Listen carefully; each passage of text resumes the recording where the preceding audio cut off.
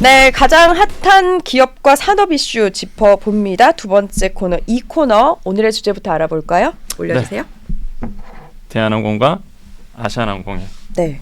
이슈 좀 정해봤습니다. 네, 권혁중 평론가님 모셨습니다. 오랜만에 봬요. 네. 안녕하세요. 네, 안녕하십니까. 네, 눈은 다 나으셨죠? 네, 다 나왔습니다. 네, 저희가 계속 요청을 드렸는데 또 하필이면 그렇죠. 네네. 다 나아서서 다행입니다.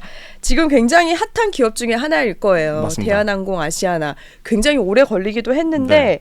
사실 지금 이제 뭐 그 주식까지 나오는 거 보면은 거의 마무리 단계인 거죠? 그렇죠. 지금 마무리 단계 2020년 11월부터 이제 시작을 했거든요. 그래서 4년 한 1개월 정도 걸린 것 같아요. 그래서 이제는 뭐 아시아나항공의 이제 3자 네.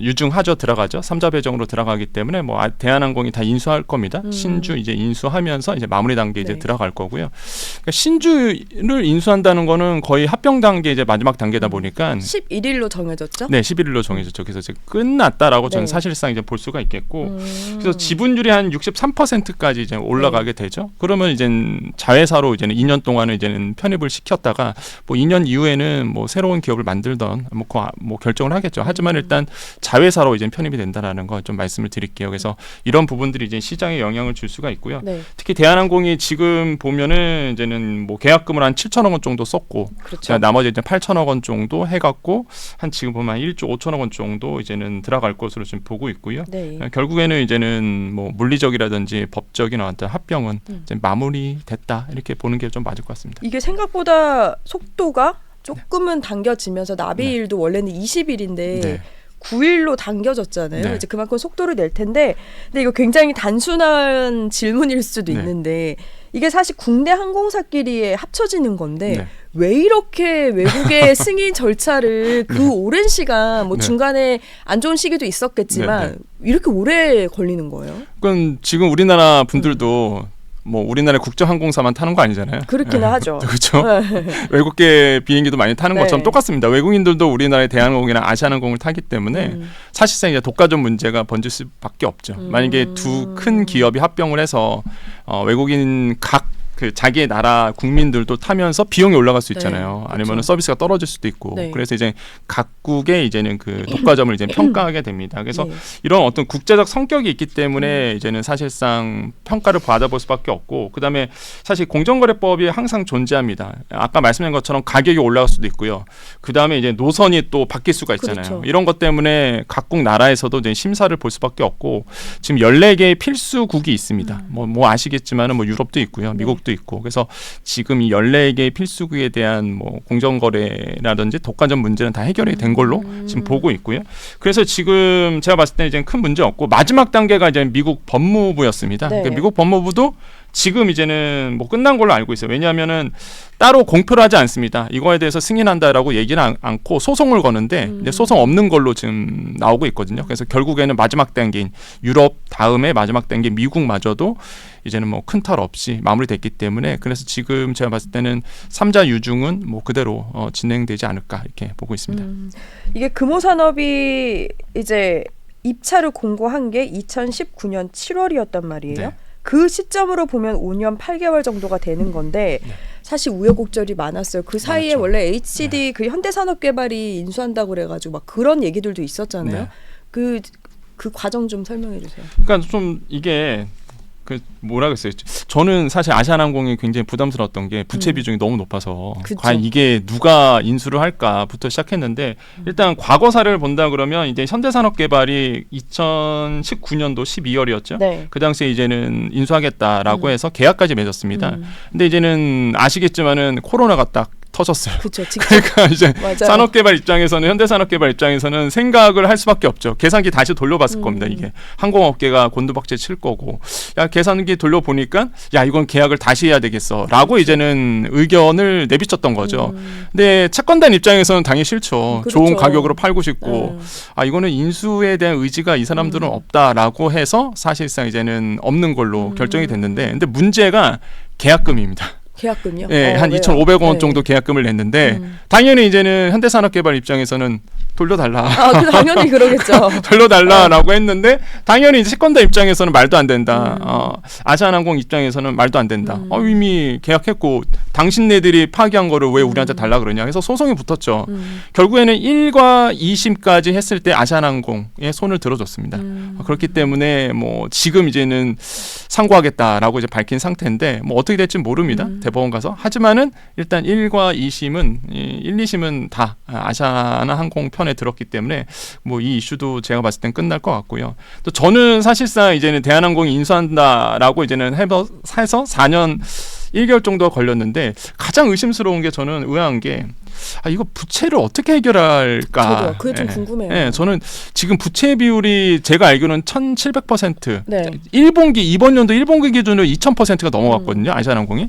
그럼 사실상 자기 자본 대비해서 부채가 그만큼 많다는 얘긴데 이게 과연 우리가 보통 그러잖아요. 승자의 저주라고. 그래서 대한항공의 재무적 위험을 어떻게 이걸 해소할 수 있을까라는 생각이 많이 들어요. 그래서 물론 시너지 효과도 나올 겁니다. 나오겠지만 아시아나항공의 막대한 이 재무적 위험을 어떻게 리스크를 해지할지 이거는 뭐 대한항공의 역량이 좀 달려 있다고 저는 생각을 해보겠고요. 지금 보면은 제 기억으로는 2019년 이후부터 부채 비율이 1000% 밑으로 떨어진 적이 없어요. 다 1000% 이상이거든요. 네, 그러니까 그 정도로 사실 1000% 말이 안 되는 부채 비율인데 그 정도로 지금 아시아나항공이 좋지 않다라는 거죠. 영업 환경도 작년에 좀 좋아졌다가 올해는 맞아요. 그렇게 좋지 네. 않았거든요. 그래서 근데 이런 상황에서 아시겠지만 이제는 계엄 이슈까지 있다 보니까 뭐 외국인들 찾아오지 않을 거고 또 지금 또 그렇게 위험국으로 되어 있어가지고 그러니까요. 사실 뭐 온다 해도 예전 같지는 않을 수는 있겠죠. 잠깐이라도. 네. 그래서 저는 또 제가 이제는 항상 물어보죠. 이번 사태에 대해서 뭐 좋은 종목과 안 좋은 섹터를 항상 물어보시잖아요. 그러면은 제가 가장 먼저 꼽았던 게 사실상 관광 섹터였거든요. 그러니까 면세점이라든지 아니면 호텔이라든지 네. 항공도 마찬가지고. 그러니까 이게 시작이다 보니까 그래서 저는 좀 안타깝다라고 생각을 하고 아시겠지만 뭐 스웨덴 총리도 방한 일정 미뤘고요. 그렇죠. 미국의 국방부 장관도 오늘 나왔죠. 미뤘습니다. 네. 일단은 다들 밀릴 거예요. 연기가 되고 안 나올 일단은 겁니다. 그렇게 다시 올 때 오더라도 그쵸. 지금은 불확실성이 크니까 이제 주요 인사들이 안 온다 그러면 거기에 있는 국민들도 얼마나 불안하겠어요. 이제 안 오게 되겠죠. 그 신호가 또 되니까요. 그래서 극적인 상황이 아닌 이상은 제가 봤을 때는 이런 그 외국인 관광객과 맞물려 있는 섹터는 당분간 이제 좋지 않을 거라고 저는 이렇게 생각을 하고 있어요. 그래서 이제는 항공업계가 또 파격을 저는 받을 거다 이렇게 보고 있습니다. 사실 이제 코로나 여파가 이제 회복되는 단계거든요. 관광객 수도 이제 그 이상을 넘었어요. 몇 년 만에. 맞습니다. 그 대한항공도 고민이 많을 것 같긴 한데 그래도 우리가 좀 긍정적으로 좀 보자면 이 두 개가 합쳐졌을 때 뭐 합병의 수준이 아니라 사실 다들 경계했던 이유가 세계 10위권 맞습니다. 대형 항공사가 되기 때문인데 이게 어느 정도 규모라서 그렇게 경계까지 한 거예요?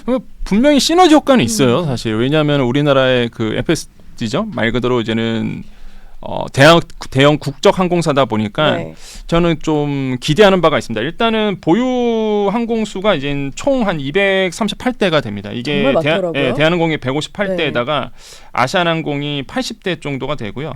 통합 매출이 한 21조 원이 돼요. 이제 합쳐지게 되면은. 그래서 이건 지난해 기준인데요. 대한항공이 14조 원, 그다음에 아시아나항공이 한 6조 원 정도가 되고 통합 자산이 이제 42조 원 정도가 됩니다. 그래서 그 대한항공이 31조 원에 그다음에 아시아나항공이 11조 원이 돼서 사실상 보면은 세계 10위권이 맞다라고 이제는 보시면 되겠고요. 이런 점을 봤을 때 저는 좀 합병이 뭐 제가 봤을 때 뭐 문제 없을 것 같다. 그리고 좋은 시너지를 낼 거라고 저는 이제 보고 있습니다. 우리 경기를 좀 살릴 수 있는 요소기도 할 텐데 뭐 이런 지금 불확실성만 좀 지나면 괜찮지 않을까라는 항공사 측의 생각도 있을 것 같거든요.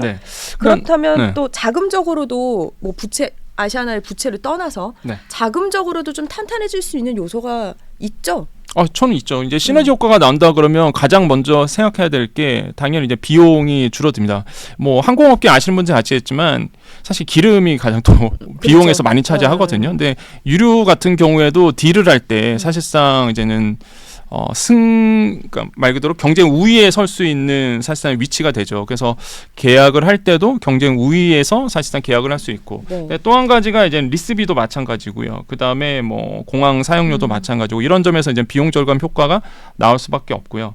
그 다음에 제가 봤을 때 또 수익성이 좀 계산이 되죠. 이제 두 회사가 합쳐졌기 때문에 중복 노선이 분명히 있을 거예요. 이것도 정리가 될 거고 그러면 사실상 알짜배기 노선만 또 다닐 수 있는 기회가 생기다 보니까 이런 것도 제가 봤을 때는 수익적 측면에서도 굉장히 좋을 것 같고요.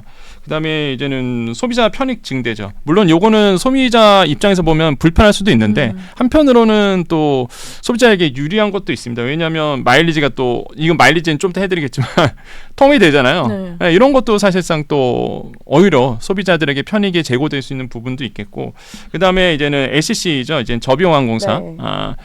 이 부분도 제가 봤을 때는 있잖아요. 각자의 계열사들이 있다 보니까 진에어라든지 에어부산이 또 합쳐지면은 또 거대 LCC가 또 만들어질 수 있기 때문에 저는 뭐 이런 것도 이제는 뭐 비용적 측면에서도 도움이 될 것 같다고 생각을 해요. 물론 뭐 우려스러운 부분도 당연히 있습니다. 뭐 독과점 문제겠고요. 뭐 그렇죠. 분명히 두 회사가 합병이 되면 노선은 제가 봤을 땐 좀 줄어들 것 같은데 그렇게 된다 그러면 서비스 측면에서 본다 그러면 비행기를 많이 타시는 분들은 비용이 또 올라갈 수밖에 없는. 왜냐하면 물론 뭐 우리나라의 공정거래위원회에서 이거를 좀 묶어두긴 했는데 그래도 언젠가는 분명히 비용이 올라갈 거라고요. 이유가 또 생길 수도 있고요. 그럼요. 그래서 충분히. 그래서 제가 봤을 때는 이런 문제들이 좀 생길 수밖에 없다. 그래서 또 하나의 가장 우려스러운 거는 인력 구조 조정이죠. 사실 그렇죠. 나중에 얘기는 하겠지만 그게 가장 어떻게 보면 가장 핵심인데 그건 조금 이후에 말씀을 드리고 말씀해 주셨는데 2년간 이제 자회사로 운영을 한다고 했는데 사실 열어보면은 정말 디테일하게 바뀔 게 많거든요. 뭐 마일리지 통합도 있는데 그 과제들을 좀 디테일하게 짚어보면요. 이 소비자들 입장에서 먼저 마일리지 지금 한창 지난달이었죠. 난리 났었잖아요. 빨리 써야 된다. 아니면 통합되기 전에 이게 뭐 아시아나가 사라질 수도 있다 이러면서 되는데 그거에 대해서는 좀 이야기가 있나요? 일단 아까 말씀드린 것처럼 2년 동안 자회사로 운영된다고 했잖아요. 그러면 마일리지가 갑자기 없어지거나 사실상 그러진 않죠. 그래서 아시아나항공의 마일리지 그대로 가고 대한항공 그대로 갑니다. 회사가 이제 두 개가 존재하다 보니까 뭐 그렇게 우려스러울 부분은 아니다라고 볼 수 있는데 일단 언젠가는 이제는 사실상 물리적인 합병이 될 거 아니에요. 이제 하나의 회사가 나오겠죠. 그렇게 된다 그러면 이 마일리지 비용을 어떻게 할까? 이거 아직 결정된 바는 없습니다. 근데 지금의 시장의 평가는 대한항공 같은 경우는 1 마일리지당 이제는 한 15원 정도 평가를 받고 있고요. 아시아나항공 같은 경우는 한 12원 정도 평가를 받고 있거든요. 그렇게 된다 그러면 이거를 어떻게 비율을 따져볼 것인가에 대한 부분 이런 것도 이제 고민스러웠고 지금 뭐 차트 나오고 있죠. 2년 동안 이제 그런 거를 뭐 논의를 하겠죠. 논의를 하죠. 그래서 지금 보는 모닝카메라든지 프리미엄, 모닝캄 프리미엄 그래서 5만 마일, 뭐 평생 유지 50만 마일 이렇게 돼 있는데 요거가 이제 어떻게 이제는 비율을 나눠지느냐가 가장 중요하죠. 1 코인당 사실상 1 마일리지당 뭐 같지는 않을 거냐 가치가. 그래서 이런 것들이 이제는 제가 봤을 때는 좀 앞으로 이제 논의될 부분이라 보시면 되겠고요. 특히 이제 외국계 사례를 본다 그러면 대부분 1대1로 했었거든요. 1대1로. 근데 그러지 않으면은 사실 소비자 입장에서도 그 불만이 생길 수밖에 없잖아요. 그렇죠. 그대로 합병해서 그대로 1대1로 간다 그러면 대한항공 아마 고객들은 싫어하죠. 그렇죠. 우리가 더 가치 있는데. 그렇게 생각할 수 있죠.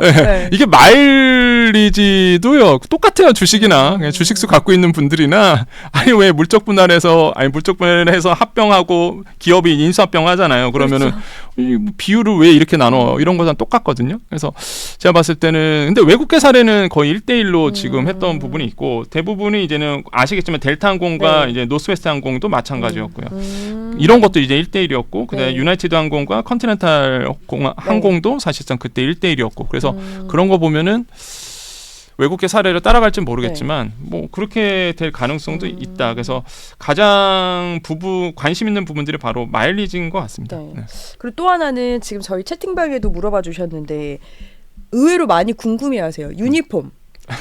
승무원들의 유니폼이 왜냐하면 이제 그 굉장히 또 대표적인 것 중에 하나잖아요. 그러면 다 이제 대한항공 걸로 바뀌는 거냐, 아니면 또 새로운 걸 만들게 되는 거냐. 사실 그것도 비용이거든요. 그리고 굉장히 상징적인 게 되는 거고 어떻게 좀 보세요? 뭐 이런 얘기는 시장에서 좀 도는 게 있어요. 아니 지금 그 부분에 대해서는 이제는 사실상 시장에서는 항상 돈과 관련된 얘기만 나오지. 근데 이제 유니폼 같은 경우에는요, 과거 사례들이 있습니다. 외국계 항공 같은 경우에는 이제 같은 회사를 독립적으로 가느냐와 아니면 회사를 새로 만드느냐의 차이거든요. 근데 외국계 같은 경우에는 사실상 독립적으로 가는 회사들이 많습니다. 그러니까 아예 따로 두는 거죠. 예, 그러다 보니까 이제 각자의 유니폼이 존재하는 케이스가 좀 있고요. 근데 만약에 대한항공의 이제는 기업 전략이 2년 후에 새로운 어떤 항공사를 출범시키겠다라고 본다 그러면 유니폼도 바뀌겠죠. 왜냐하면 CI도 바뀌는 마당에 그렇죠. 그렇게 되면 유니폼의 정체성도 바뀔 수밖에 없잖아요. 그래서 저는 그래서 바뀔 가능성도 저는 없지 않아 있다라고 생각을 해보겠고, 그래서 그런 점에 봤을 때는 저는 이번 사태가 이번 일들이 조금 관심 있게 볼 필요가 있다고 생각하고요. 그리고 또 하나 저는 좀 말씀드리고 싶은 게 합병에 대해서 부정적으로 보신 분들도 있어요. 그러니까 사실상 이제 승자의 저주가 돼서 대한항공도 재무적 부담이 생기는 거 아니냐라고 볼 텐데, 근데 이제는 세계 글로벌 환경을 본다 그러면 대부분의 항공사들이 인수합병을 다 합니다. 그러니까 지금의 1위라고 볼 수 있는 델타항공도 마찬가지고요. 아까 말씀드린 노스웨스트 항공을 인수하면서 거의 이제 작년의 기준, 기존의 기준으로도 1위를 이제 했었고요. 두 번째도 유나이티드 항공과 업계 2위입니다. 전 세계 2위 항공사인데 여기도 이제 아까 말씀드렸던 컨티넨탈 항공 인수하면서 사세가 확 확장이 됐거든요. 그러니까 델타항공 같은 경우는 그런 게 있었어요. 사실상 이제는 강점을 갖고 있는 것이 이제 그러니까 자국 내 노선도 관점이 있었고요. 노스웨스트 같은 경우가 사실상 아시아권에 있는 그 노선이죠. 이게 강점이 있었는데 델타가 없는 이런 아시아권 노선을 인수함으로써 확 커졌거든요. 이런 것도 이제 눈에 볼만하고, 아까 유나이티드 항공 업계 2라고 말씀드렸잖아요. 여기는 사실상 태평양 항공의 노선들이 굉장히 잘 짜져 있습니다. 근데 이제 인수 합병을 했던 이제 컨티넨탈 항공 같은 경우에는 대서양 쪽에 노선이 되게 많았었거든요. 그러니까 태평양 노선과 대서양 노선 또 나면서 시너지 효과가 나오는 거예요. 그렇네요. 네, 그러면서 이제 회사가 확 커지면서 세계 1, 2위가 된 거거든요. 그러니까 우리나라가 아까 말씀드린 것처럼 이제 대한항공이 아시아나 인수하면서 세계 10위권 정도의 이제는 거대 대형 항공사가 생기는 거고, 그 FSC 저 안에서 본다 그러면 풀 서비스 코스트 캐리어 본다 그러면 저는 이런 점에서 봤을 때도 저는 의미가 있는 사실상 합병이지 않을까, 저는 그렇게 보고 있습니다. 아까 이제 구조조정 말씀하셨는데 조원태 회장이 그런 얘기를 했거든요. 합병 이후에 인위적인 구조조정은 없을 거다. 인위적인 구조조정은 없을 거라고는 하는데 사실 현실적으로 보면 다 수용하기도 쉽지 않거든요. 기업 입장에서는. 그런데 이게 잘 해결이 돼야지 통합도 성공적이고 논란도 되지 않을 거예요. 저는 구조조정이 있을 것 같은데요, 개인적으로. 근데 사실 이게 기업 입장에서 만약 기업을 운영한다면 단 한 명도 없진 않을 수 없거든요. 지금 그 흘러 들어오는 얘기는 그렇습니다. 일단은 지금 항상 연말 되고 연초 되면은 인사이동이 있는데 지금 이제는 대한항공 쪽에서는 아시아나항공 쪽으로 이제는 인력 파견이죠. 형식은 인력 파견으로 이제 가는 사람들을 뽑고 있다. 근데 만약에 아시아나항공 쪽으로 인력 파견되면 그건 이제는 대상자가 된다. 서로도 안 가려고 하죠, 지금 사실상. 그리고 사실 이게 회사마다 어떤 직급이라든지 승진의 뭐 어떤 조건이라든지 이런 게 다르기 때문에 그 또한 조합하는 거니까 완전 새 판을 열어야 되는 거 아니에요? 그러면? 그러니까 이게 화학적 결합이 돼야 되는 건데 그걸 2년 동안 하겠다는 거예요. 대한항공은 당장 만약에 지금 합병을 한다고 해서 새로운 회사를 확 만들어 버리면 이게 물리적으로 섞이겠습니까, 이게? 안 되죠. 화학적으로 섞이지가 않거든요. 사업적으로도 안 되고. 그러다 보니까 2년 동안 이제 유예 기간을 가지면서 아까 말씀드렸던 복지라든지 아니면 회사의 어떤 그 정체성이라든지 이런 것들을 이제 섞어 나가겠다라고 이제 얘기를 하고 있는데, 이거는 사실 조원태 회장이 이제 경영 능력에 전 달려 있다고 봐요. 그래서 과연 어느 정도 섞어낼 수 있느냐. 그리고 인력 구조 조정은 저는 말처럼 없을 거라고 보지만 저는 분명히 있을 거라고 저는 생각을 하고 있고요. 그 안에서 과연 그 노사가 어느 정도 상승의 길을 찾아가느냐가 저는 가장 큰 문제고요. 주가 측면에서 본다 그러면 저는 외국인들이 긍정적으로 보고 있거든요, 사실. 왜냐하면 대한항공의 이슈가 계속 이후부터 최근 들어서 외국인들이 매수하는 모습들이 많이 보여집니다. 물론 한동안은 좀 내려가서 걱정됐잖아요. 개인들이 많이 팔았죠.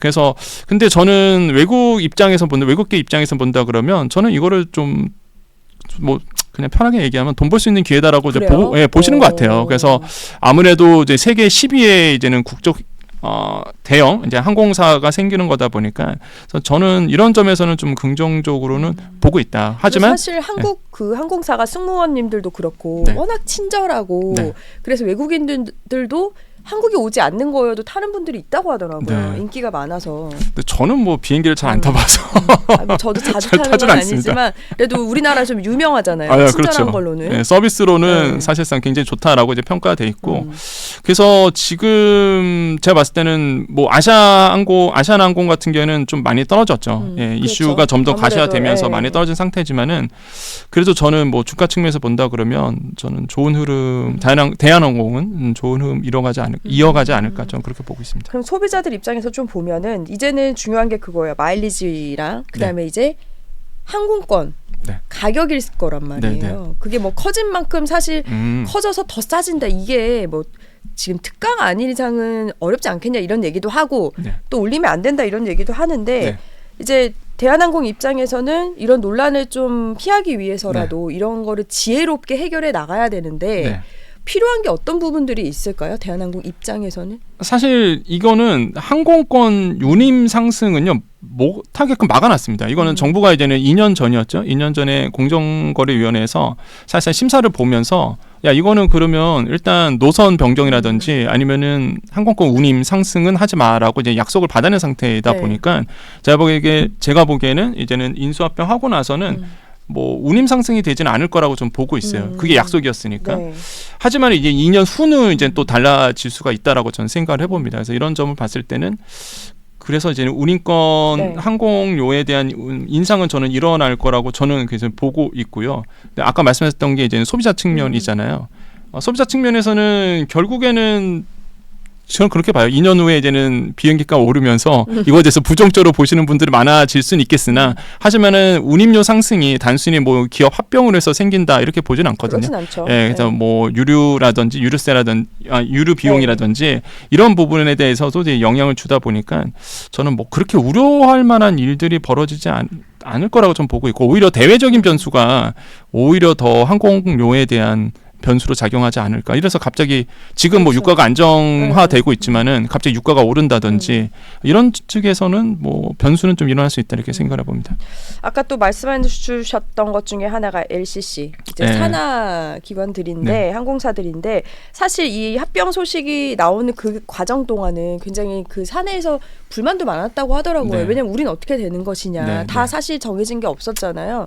분위기는 좀 어때요? 지각변동이 당연히 생기기도 할 거고요. 그렇죠. 똑같아요. 이게 말 그대로 대형 항공사들이 이제 합쳐지는 것과 근데 그 산하에 있는 LCC죠. 이제 로우코스트 캐리어라고 보통 부르잖아요. 그래서 이런 어떤 뭐 지니어라든지 아니면은 뭐 에어 서울이라든지 에어 부산 이런 어떤 항공사들이 있는데 여기서 이제는 분명히 물리적 합병도 분명히 이루어질 수 있다고 봅니다. 그러면 가장 우려스러운 게 사실 제주항공인 거죠. 왜냐하면 지금의 이제는 LCC 기준으로 본다면 제주항공이 지난해 기준으로 보면 한 1조 7천억 원 정도 이제 매출에 났는데 아직 나오고 있나요? 네, 나오고 있습니다. 네, 나오고 있죠. 여기서 보면은 이제는 거의 1위란 말이에요. 근데 이제는 진에어와 에어 서울과 에어 부산이 이제 합쳐진다라고 본다 그러면 지금 거의 한 2조 한 4천억 원 정도가 됩니다. 그렇게 된다면 업계 1위가 바뀌는 거고 사실상 큰 회사가 하나 더 생기다 보니까요. 이제는 제주항공 입장에서는 사실상 규모의 측면에서 본다 그러면 약간 서비스도 뒤로 밀릴 수밖에 없다라고 저는 생각을 해요. 물론 이제 지금의 흐름대로 간다는 겁니다. 뭐 큰 변수가 생기지 않는 이상은 그대로 이제 합병이 된다는 조건 하에서 말씀드리는 거고요.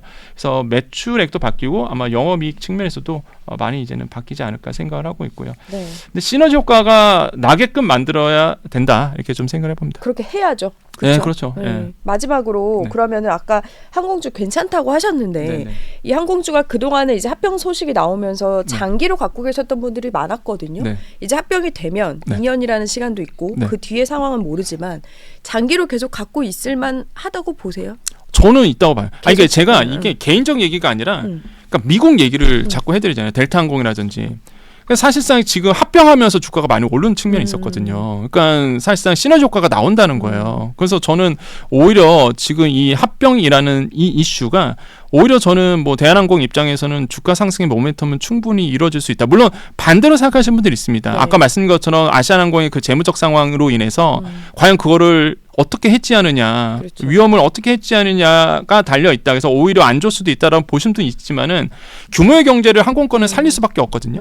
규모의 경제가 없으면 항공권이 살아남을 수 없어요. 지금 세상은. 그러다 보니까 아시아나를 인수하면서 규모가 더 커지고 사실상 대형 항공사가 생기면서 외국에 있는 다국적 항공사에 경쟁할 수 있는 모멘텀이 만들어지고 이런 점에서 본다 그러면 저는 충분히 이번 합병이 시너지 효과가 더 많을 거라고 보고 있고 이런 점에서는 주식에 고스란히 영향을 줄 수 있다. 그래서 그런 점이 이제 외국인들이 매수하는 이유라고 저는 판단하고 있습니다.